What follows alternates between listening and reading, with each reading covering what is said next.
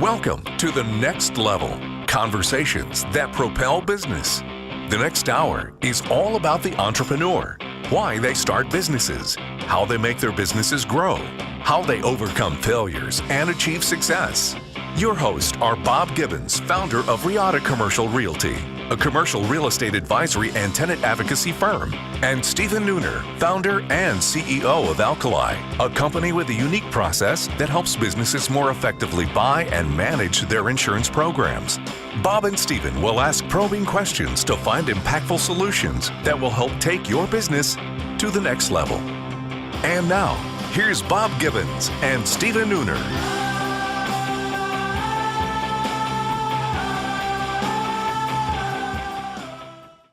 Welcome to The Next Level, conversations that propel business. I'm your host, Stephen Nooner. And this is Bob Gibbons, and we're here with another great guest. And this one is a little different. I'm really excited about it because I've never seen anything quite like it before. But we have Alex Frohmeyer with us. He's the co-founder and CEO of Beam Dental. And Beam Dental is a dental benefits company. And it not only deals with insurance, but it also works in technology. And I'm really interested to learn a lot more about this. I was watching a video of a panel last night where there was all these people trying to apply technology to find better ways to handle insurance, reduce cost, all that kind of thing.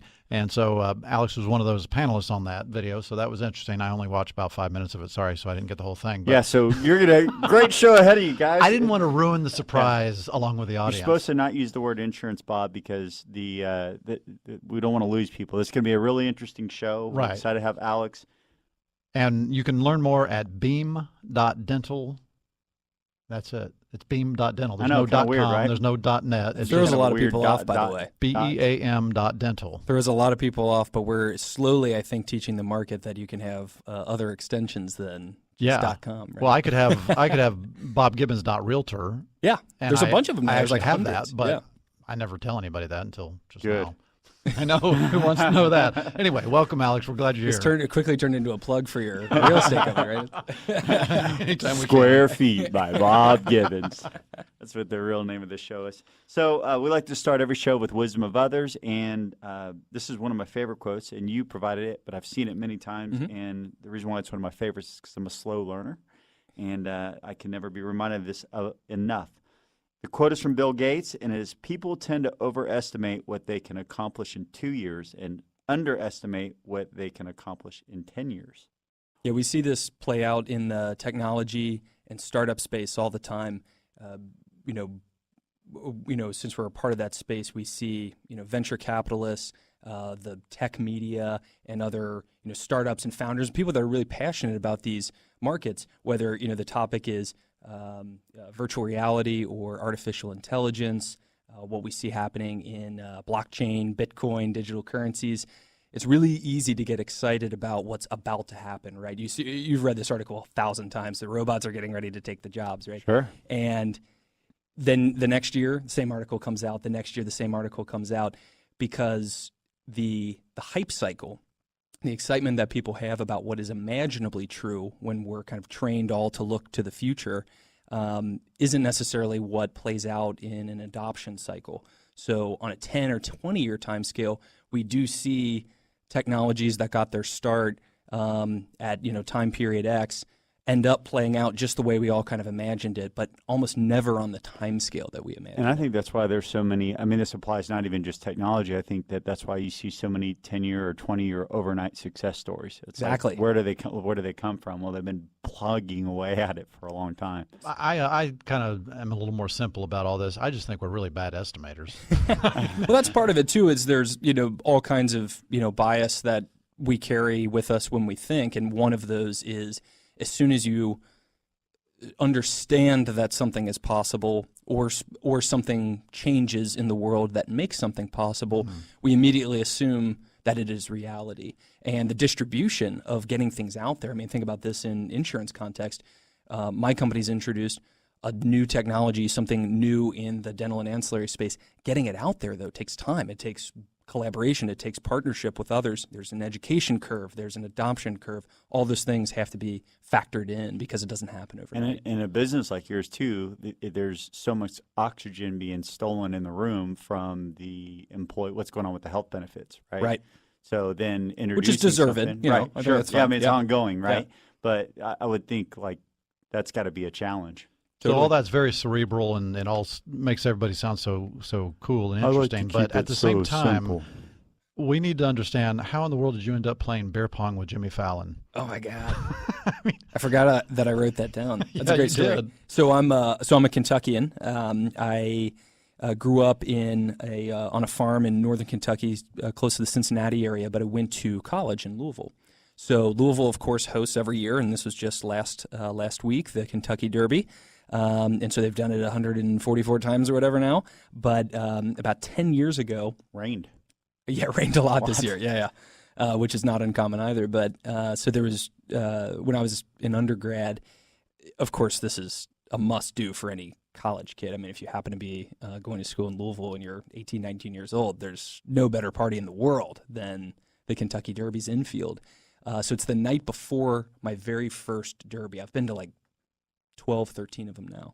Wow. So it's my first Derby. I'm a freshman, just finished up my freshman year in engineering school in Louisville. And one of my roommate, actually, my freshman roommate's older brother was in a fraternity on campus. Mm-hmm. And so since all the dorms had shut down because the school year was over just that week earlier, we were crashing at his brother's frat house in the basement, like sleeping on mattresses in the basement that they had loaned to us for a couple days leading up to the Derby so we could stay in town.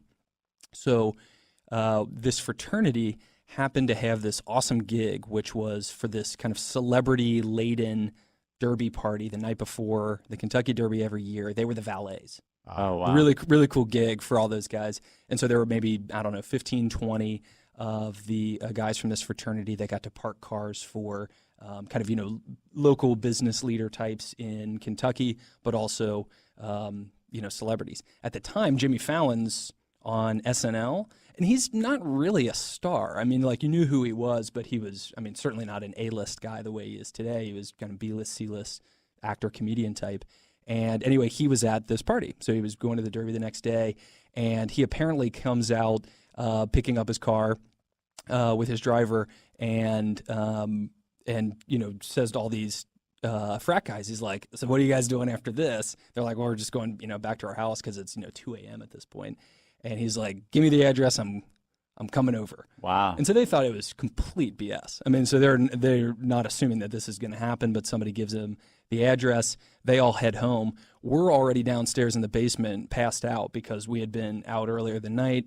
We're getting ready to wake up super early to go to the Derby because you got to kind of, stake your claim early on in the day. So we're waking up at 7 a.m. or something crazy to go over to the infield for the Derby for the day. And all of a sudden, there is just chaos upstairs. So we wake up because people are pounding on the floors and stuff. 15 frat dudes are upstairs. We wander up. Jimmy Fallon's playing beer pong in the living room. Goodness. Oh, wow. So I end up playing a game with him. I was on his team. So 3 a.m., Jimmy Fallon and I won a game of beer pong together. And there's pictures to prove it. I've got the evidence. Wow. Too. Really, really fun night, though. That's And that was my funny. first Derby experience. So, of course, everyone's been a letdown sequentially, but really, really fun time. That's Yeah. great. So Beam Dental's not your first rodeo. No. Tell us about what your first business was that you started. Yeah, so I've been together with my two co-founders across a couple different businesses for 8-9 years now. So Beam is our latest venture, which really has been, the passion project of having a product that, we think can change an industry forever. Our first business was more on the services side of the coin. So when we first started out, we were actually still undergrads in engineering school, very much trying to find the thing, the big idea, but we didn't have it at the time. So we decided to sell our time to innovators, entrepreneurs, labs, manufacturers, other tech companies, all with this very simple purpose, which is we want to learn how to build stuff and build it in a real, tactical and commercial environment, not an academic environment, which Sure. is what we knew at the time. Big difference. Big difference. And so we would do, if you wanted us to build a website for you, awesome. We'll figure that out. If you wanted us to help design some electronics, we're there. So our kind of background's in manufacturing and hardware. So we ended up doing a lot of work in the medical device space. That really became our expertise and our passion, the intersection of healthcare and technology. And over time, that evolved into a specific focus into the dental industry, which really comes from my sister, who was in dental school at the time. So she kind of said, if you're going to do all this work in the medical space, like come over here and check out the dental industry because almost nothing's happening, which was something we could observe.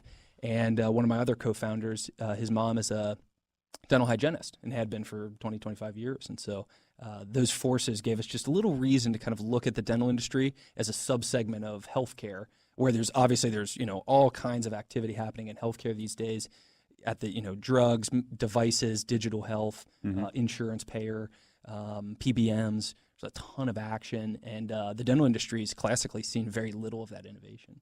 So what happened to that first company? You sell it? Yeah, essentially, yeah. So we had built some IP for a couple manufacturing businesses, so we kind of sold off the IP to them and then refocused on what now is Beam. Interesting. Yeah. And you have the same backers, financial backers with you that you did Yep. on that first one. That's pretty That's right. cool. You obviously must have done something right the first time around. We're trying to be good stewards. We're going to take a quick break. You're listening to The Next Level on 1190 Talk Radio. Stick around. Hi, this is Bob Gibbons with Riata Commercial Realty. If your office lease is going to be expiring in the next year or two, the one thing I would tell you definitely do not want to do is exercise a renewal option. Now, that may sound a little nuts. When you negotiate for that renewal option, why wouldn't you actually want to use it? Well, the reason is because while you want to have one as a reservation for your space so the landlord can't lease the space out from under you, that option may not actually work the way you want it to now. It may have made sense 5 years ago, but it doesn't today. The only thing that changes when you exercise a renewal option are the expiration date and the rent. But you may want to do other things like have another option to renew, have an option to terminate or expand. You may want to be able to expand now or have a new base year for your operating expenses. There's all kinds of things that need to be considered. So we recommend that you renegotiate, not renew. For more information, contact me, Bob Gibbons, at texastenantrep.com. That's texastenantrep.com. And we're back with Alex Frohmeyer of Beam Dental, and you can find them on the web at beam.dental. Still feels weird. Still feels totally weird. Eventually, I'll buy beamdental.com just to make you guys feel better. Thank you. I would feel complete if you would do that. We'll get to work. It's already taken? I'm sure it is. Yeah. I think there's probably a dentist with the last name Beam that owns it today. Oh, you got to think. But, who knows? All right, so you were telling us about, you did the first business, y'all let that, sold that, whatever, and started this next one. What was the key idea of starting the next one, the Beam Dental? Yeah, so we had, so as we talked about, we had, first developed this broad interest in intersection of health and technology, which can mean tons of different stuff. I mean, there really isn't a narrowing And at it's all. evolving, yeah. Right. And then we had also, by that point, by the time we were wrapping up the first business, we had gotten some specific experience in the dental industry. And so at that point, we knew that we wanted to be in the dental industry building technology. The big question was, what's the breakthrough idea? And what we saw as I studied the dental industry more and more, what I saw to be, every kind of problem if you kept saying, okay, keep stepping backwards. The What's why, the root cause? the game you play where it's like 6 whys get you to the root cause, right? As we worked backwards, everything seemed to come back to dental insurance and the relative lack of penetration of dental insurance. 100 million Americans don't have dental insurance today. So there's a huge population that just isn't participating in the insurance market at all. And then the other thing was the perceptions around the cost benefit, the quality of coverage you get for your money seemed to be this issue that had to be dealt with at some level. And what we realized as we spent more and more time studying how dental insurance worked today and how the insurance companies operated their businesses is that they had that a couple things were true. One is that they run really inefficient back offices. The administration of plans, processing claims, all that's being done in highly manual ways today. And so we saw an opportunity for technology to play a big role there. And then secondly, there wasn't a strong understanding of risk. This is not unique to dental insurance. Many insurers really struggle with granularly understanding their population. Mm-hmm. So if you imagine, for example, a home insurance company, you don't know which one's going to get hit by the tornado. You don't know which one's going to have a massive leak and flood. You don't know which one's going to get ravaged by termites. So the insurance business model is essentially pool the risk, spread it around across enough homes so that when catastrophic events happen to, a branch falls on a house and takes out the entire living room, when you hit big claims, that catastrophe is essentially spread across enough of your risk pool so that the company can still profitably insure its block of business. Dental insurance had taken that to what we thought was kind of an extreme, meaning that there was almost no effort being put into better understanding who's actually at risk for a root canal or a filling versus folks that were just going to come in and get their 6-month cleaning, checkup, x-ray, and then move on, right? And yet we knew empirically that risk is pretty well understood by you and I. Hey, did you brush your teeth this morning? Did you brush your teeth yesterday? Are you going to brush your teeth tomorrow? People that can say yes to that answer might be at a much lower risk for teeth failing. Certainly won't catch everything all the time, and that isn't the intention. But we noticed that preventative care wasn't even a factor in how an insurance product worked today. And so that really birthed the idea of connecting the toothbrush to pull behavioral data into an ecosystem in which we could better understand the cohort of people that were taking really active care of their teeth, which would suggest lower risk for certain types of procedures being needed in the future, and people that maybe weren't taking care of their teeth quite as often. That would indicate that there was a higher likelihood of certain dental services being needed. Wait a minute, you said if you can connect the toothbrush, Mm-hmm. what in the world are you talking about? How do you connect a toothbrush? It's just a brush. Come on. Right. So this is 2010 or so, and one of the big things that had just happened it was kind of happening in technology at the time was the rapid decrease in cost of sensors and connectivity. Mm-hmm. So this is especially at the time a question of Bluetooth, where the kind of cost of a Bluetooth chip had been cut in half or more in just the past 2-3 years. And it's continued to kind of march downward in price. Wi-Fi chips are kind of doing the same thing right now. And then costs of sensors were getting rapidly cheaper.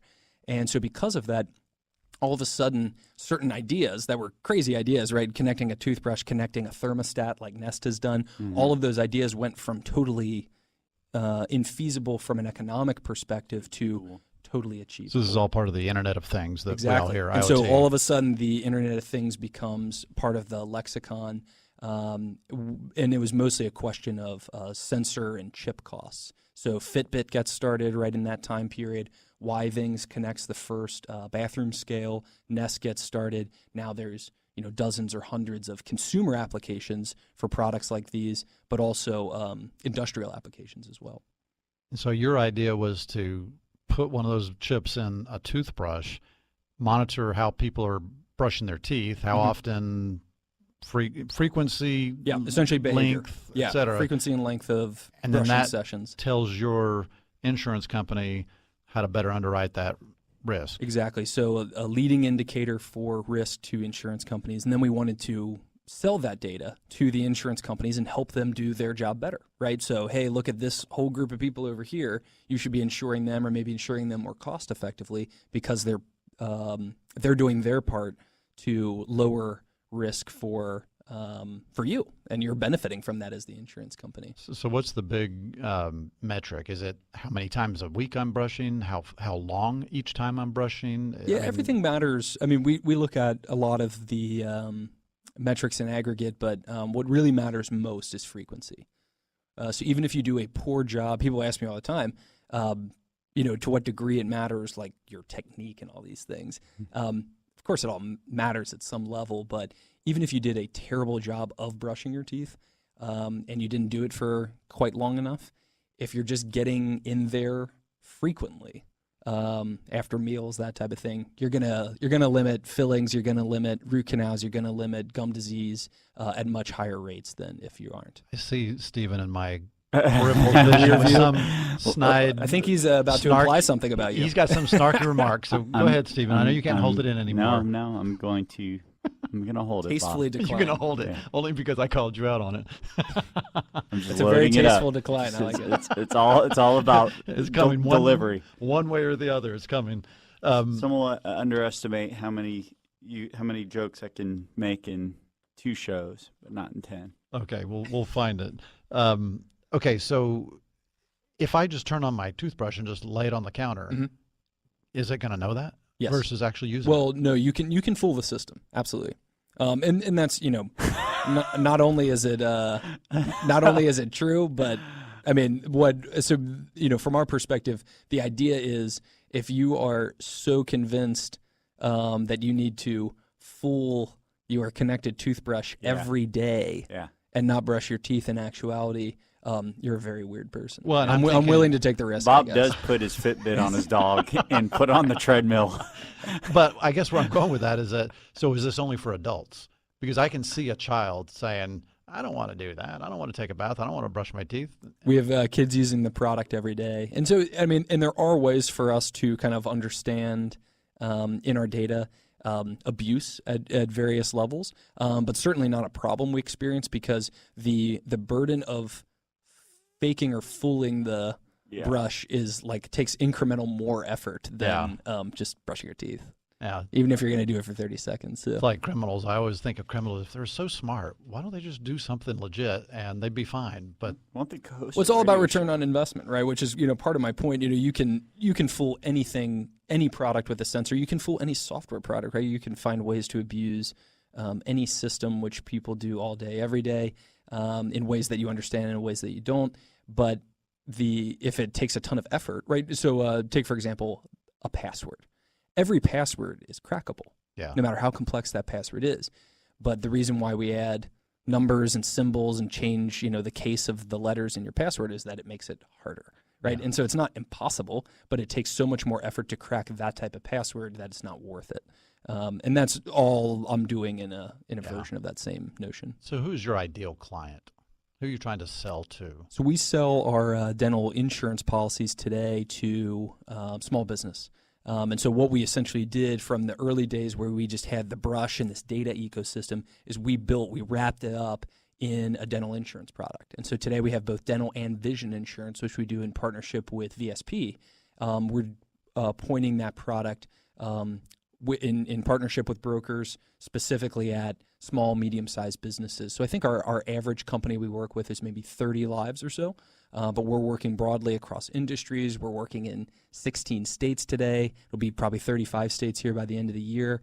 But everything we're doing is how can we provide a best-in-class product experience to a small business with 20 or 30 people. So you're partnering with somebody like Steven's company to go out and sell your products to the company. So somebody has 100 employees, let's say, and do all of your plans include the toothbrush? Yes. And so it's a total opt-in program. So not everybody wants the brush. They've got a Sonicare at home that they love. Absolutely. Keep using it. We just want people to be engaged in great preventative care. We don't really care how you get there necessarily. But included with every policy, both the employee and all of their dependents can opt into our Beam Perks program. The Perks program is all of our physical goods. It's not just toothbrushes either. You'll get a toothbrush in your intro pack, but you also get toothpaste, floss, and replacement heads for the brush shipped every 6 months right to your door. So it's both a convenience play and it's everything you need for good dental health. So if I wanted to buy just that plan where you ship those things, if I want to just buy that and not have the insurance, can I buy that too? Yeah, so it's a subscription dental goods service. So 99% of our business is those two integrated together. It's the hard goods plus the insurance, but you can just get the subscription service itself. Interesting. Yeah. It's like Dollar Shave Club, but it's dental hygiene club. Exactly. It's Dollar Shave Club on steroids because we're not just giving you products, we're putting it into this service ecosystem, which is really about getting good dental care coverage. Okay, we got to take another break. We'll be right back on 1190. Stick around. Hi, my name is Fern, and I've been an empowered team member at Alkali for over 5 years. I first learned about Alkali through an online job board and was intrigued to learn that Alkali was a Dave Ramsey endorsed local provider. But what captivated me was Alkali's mission statement, which is closely aligned with my own beliefs. So what's kept me at Alkali for over 5 years? First, Alkali's 5 core values match my own. Second, I've been empowered to use my unique abilities to impact our community, our clients, and Alkali. If you'd like to learn more about becoming an empowered Alkali team member, visit our website, alkaliservices.com. That's ALKALI services.com. We're back with Alex Frohmeyer of Beam Dental, and you can find them on the web at beam.dental. So one thing, Alex, has kind of hit me is, you said you sold the other company, but it sounds like you got more and more focused, and it was almost like a pivot, and you sold. And so then Beam Dental comes out of that, and then you guys are, evolving your offering. Let's talk a little bit about, what are the inflection points? I mean, you guys have kind of taken off quite a bit. You've had investors. I'm going to talk about some of that, but let's talk through about some of the inflection points and what building your business has been like. Yeah, so, I spend a decent amount of time, giving back in the form of helping advise and work with and mentor other entrepreneurs and founders, partially because you learn a lot about how you think about your own business. You end up getting a ton of ideas for your company, talking about somebody else's. But also, there's so much, the number one thing that I think a great entrepreneur has at the end of the day is malleability and flexibility, because markets take you in directions that you weren't expecting, ideas take you in directions you weren't expecting, conditions change, competitors change you change competitors. There's all kinds of dynamics that happen in business, and the ability to flex with those changes, I think, is incredibly important and something that we've demonstrated over the years. Yeah, so let's talk about a couple of those, right? Because I remember in your pack you said there's one time you had to basically rebuild your whole company. So let's talk about, give some specific examples. Yeah, sure. So, early on, we had built this whole technology ecosystem, which we were super excited about. Of course, we had built all this really difficult hardware, connected the first toothbrushes. We had sold a bunch of them, collected all this data. Mm-hmm. We, kind of excitedly, link up with some of the biggest dental insurers in the world, come bursting into the boardroom, mm-hmm. think it's going to be just a slam dunk, 10-minute presentation. They're just going to buy it, right? They're going to buy everything. They're going to help us, drastically increase our distribution and take all this data and revolutionize the industry. And it was crickets, right? Okay. And what we didn't know was that the systems upon which these companies operate, their appetite for innovation and investment, we couldn't have known ahead of time, but it wasn't there. And it wasn't there at all. Like the dental industry is just not used to doing this in the same way that other industries are. So, what do you think is a product of that? I mean, like what is it internally that causes that? A lot of it's cultural, of course. And if you're in an industry that's never been meaningfully changed or disrupted before, sure. You aren't used to. It's like theoretically possible that it could happen, but it's not something that's top of mind for you every day. Right. Now, picture you're in the boardroom at Ford Motors right now. You are very used to being disrupted, right? You've been fending people off for 100 years. Right. The market's going to go big engines now. The market's going to go toward pickups now. The market's going to go toward electric cars now. And to them, that's just the next one. Okay, and they're on the front. Let's go back to the driving. That right. Too. So they're able to be because they are used to having to reinvent themselves in order to stay relevant. Decade over decade. Dental insurance industry's never had a meaningful, new wave, new thing that's happened. Okay, so fell on deaf ears, right? And that's when we realized we needed to build our own insurance company, something we knew nothing about. My co-founders and I are, a couple of engineers. Right. So we had to, first of all, learn everything about the insurance industry that we were just planning to sell to. Sure. And we had to become the product experts, how the insurance, the fiduciaries, the fronting arrangements, the reserve capital, the loss ratios, how all of that works and functions.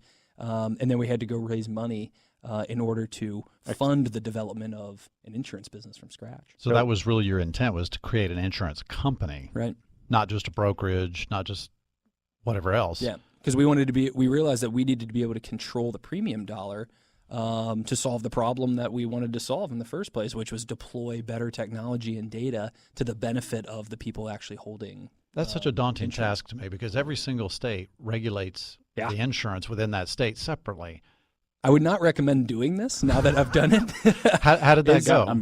It was super hard. So, raising money for an insurance company that didn't exist in and of itself was difficult. That took almost a year for us to raise our Series A, our first institutionally backed venture capital round, which ended up kind of pulling us, moving the company up to Columbus, Ohio, which is a city, one of the best, maybe the best in the country for insurance. Yeah. Like literally my office today looks out the window at Nationwide Insurance's headquarters. And I think there are 4 or 5 multi-billion-dollar insurance companies in Columbus. And so it's got legacy there and a lot of expertise and talent there for just this type of company. So, that was one thing, right? Raising the capital we needed to do it, moving the entire business, hiring expertise that we didn't ourselves have in-house because we were all taking everything from the kind of technologist angle, which is helpful in some places, not helpful in others.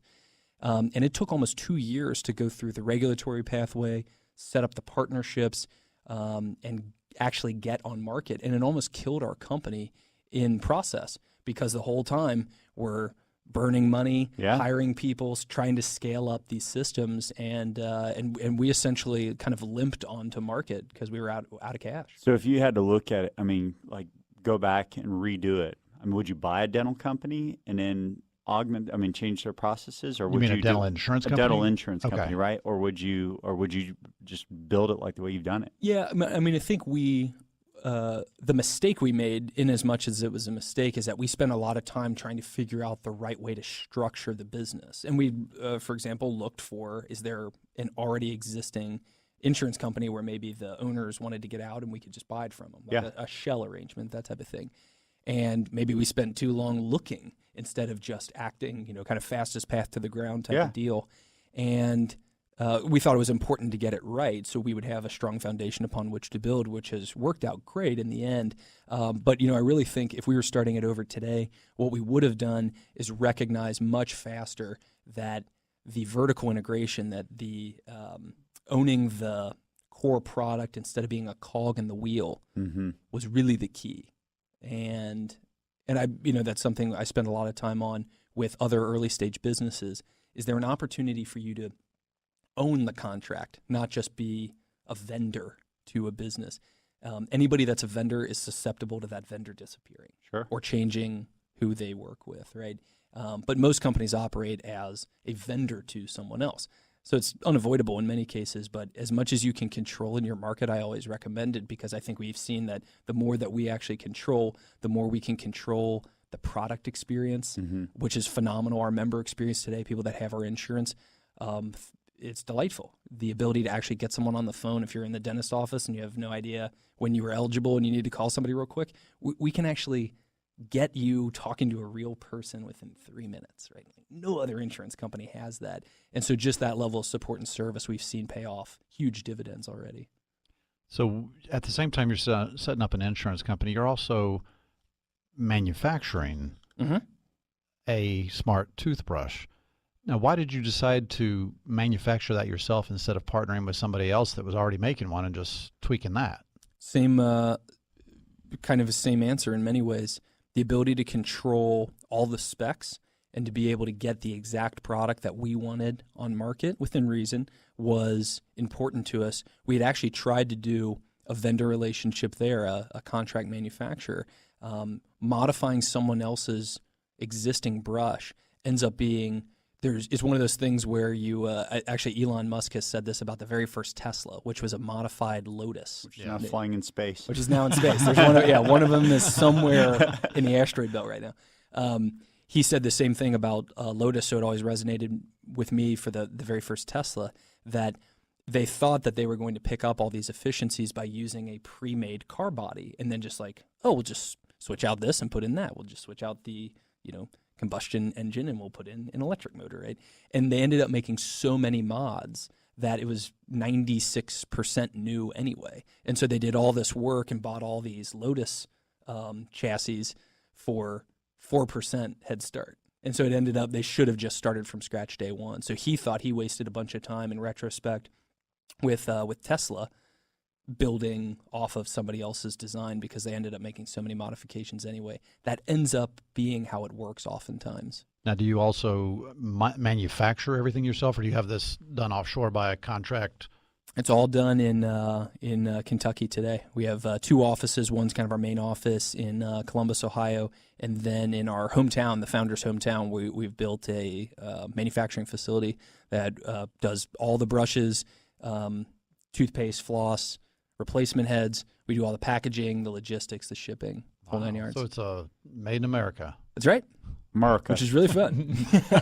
So one thing I was kind of curious too. So you have kept the same partners together from business to business. Mm-hmm. What's the you don't? They say the only ship that doesn't sail is a partnership. So what's the wisdom around that? Obviously, it's working for you guys. You're sticking together. Nothing matters more than who you choose to work with, and that's not just a super intimate relationship like who your co-founders are in a business, but everybody, every vendor you work with, every employee you hire. Matters a lot, probably incrementally less as you go on or as a business matures. But the founder, of course, really matters. Who's going to dive in on this thing with you? I think it's luck that it's worked out as well as it has, because I know plenty of situations where it doesn't work out nearly as well. My 2 best friends are my 2 co-founders. We've been together across 2 businesses, 8 or 9 years. We've known each other for 12 or something. We were best friends doing homework together in engineering school in Kentucky, and then we decided to start a company together. Really, at the end of the day, these guys were the most emotionally intelligent people I knew, and we're also technically brilliant engineers. And the combination of the 2 I recognized as rare, and that's why we wanted, I think, to spend more time together. We were kind of attracted to each other in that way, and so it not only led to let's explore a company together, but now a really important relationship that continues to get better. Like they're getting better every day. I'm getting better every day, I hope. And both you're all full time in the business together? Right, yeah. So Dan is my chief product officer. I'm the CEO of the business. Alex Curry is the chief operating officer of the business. So we're still occupying, the kind of core of the decision making in the company all day, every day. Very cool. Yeah. Unicorns want to hang with unicorns. They do, but unicorns have to take a break, which we're going to do right now. Stick around. Hello, my name is Kurt Vandemotter, CEO of Linked Executive Search. And I've just met with Bob and Steven, and they are 2 amazing candidates, but one of them is going to be replaced. I'm starting a search next week, and we'll let the right candidate know who he is replacing soon. Welcome back to The Next Level, Conversations that Propel Business. We're with Alex Frohmeyer of Beam Dental. You can find them on the web at beam.dental. So you started alluding to this before, the emotional intelligence, and I know that that's kind of a passion point for you. So why don't you talk about that and how it's lended to your success? Yeah, so I mentioned earlier that maybe the most important thing for an entrepreneur is malleability and flexibility, that kind of knows for where the value is, right? Mm-hmm.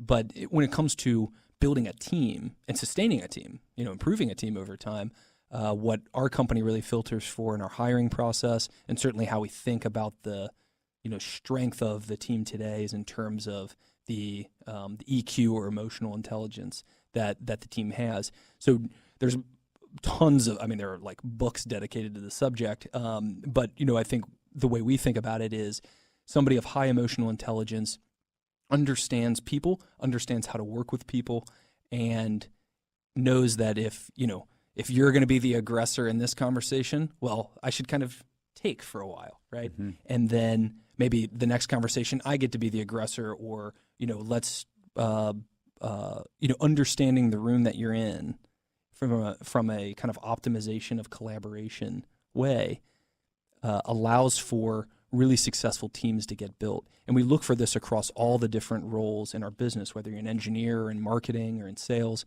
The better and better you can work with that group, because it's going to be different every time, and not everybody's in the same mood as they were yesterday, sure, as they are today, allows for a team to succeed and sustain itself over time. So what are you looking for specifically? How are you measuring for it?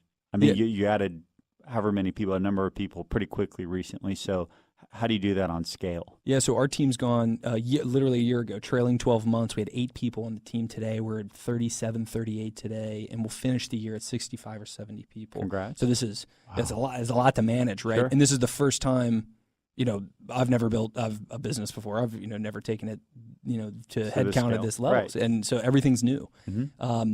And EQ ends up being really, really hard to measure for because it's very squishy stuff. It's all soft skill. It's all how do you feel about this person? How do they feel about you? So the way we measure for it is in our interview process, we spend a lot of time trying to tease out, if somebody's telling us about, something they built in their last company, what did that team look like? Tell me about a time that your boss disagreed with a decision that you wanted to do on the way to building this successful product, let's say. Tell me about the adversity of getting it there. And all of a sudden it reveals, if you start penetrating at that level of questioning, it reveals people's inner thoughts as they were doing things and how they were, and then we had this really contentious talk about, he wanted it to be blue and I wanted it to be green. And so here's how we came to a compromise.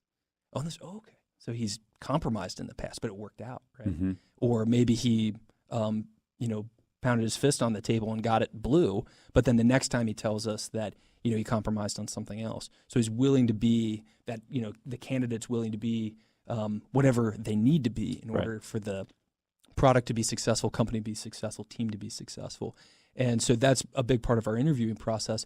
But then we do one-on-ones with the entire team every week, all the managers in the business, in order to really keep our finger on the pulse of how people feel like things are going. This isn't objective stuff necessarily. It's not about, this went great, this went bad, because nothing's that black and white in business, right?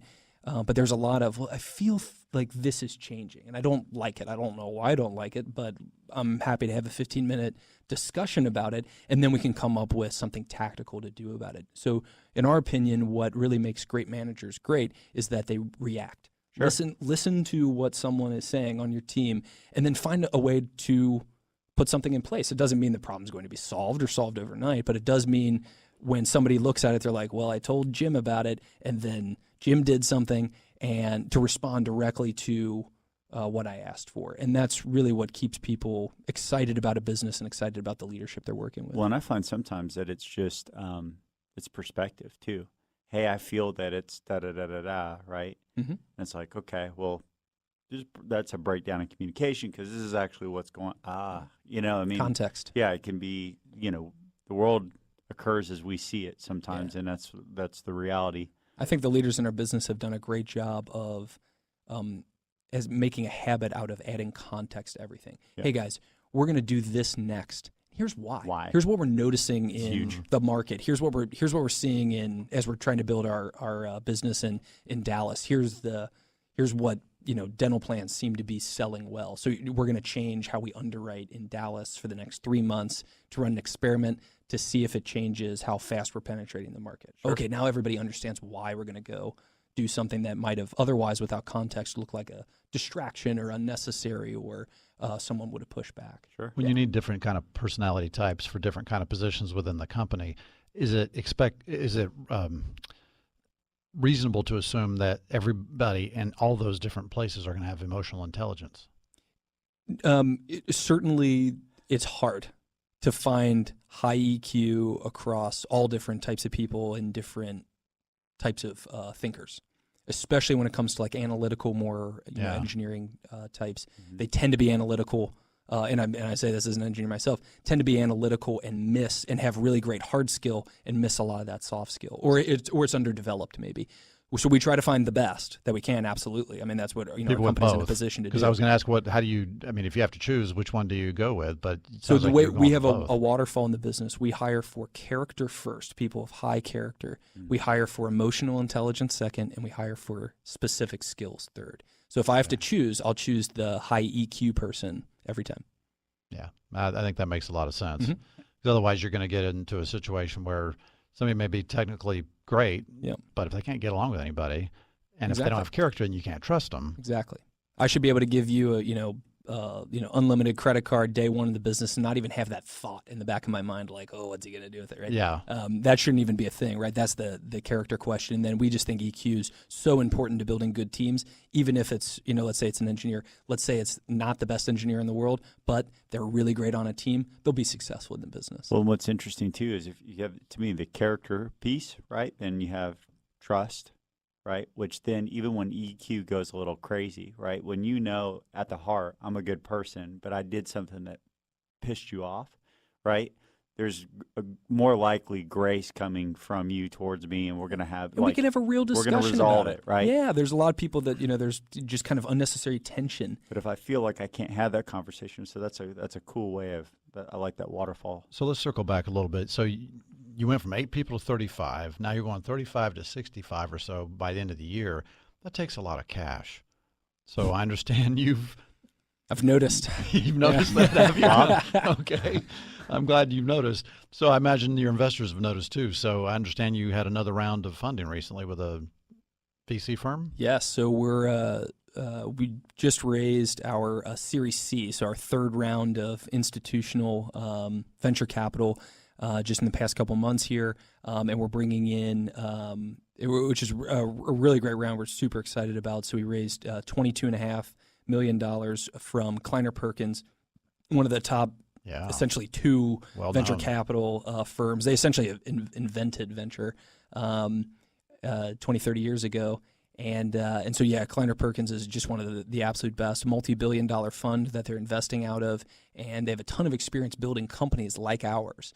Certainly not like directly in the dental space, but similar types of businesses in the healthcare technology space. And so we're really excited for their mentorship, expertise, and help. And then, of course, that capital is helping fuel all that headcount growth and our ability to get into more markets faster and I think penetrate those markets faster. So Kleiner Perkins is your Series C, Mm-hmm. Series B, A, and Angel. You said you had the same angel investors. So your Series A and B, what kind of people were that? Were those venture as well? Were those angel? Yeah, so the Series A was led by Drive Capitals based in Columbus, Ohio, and they've really made a specific practice out of investing in insurance, disruptive insurance business models, really one of their kind of core expertise.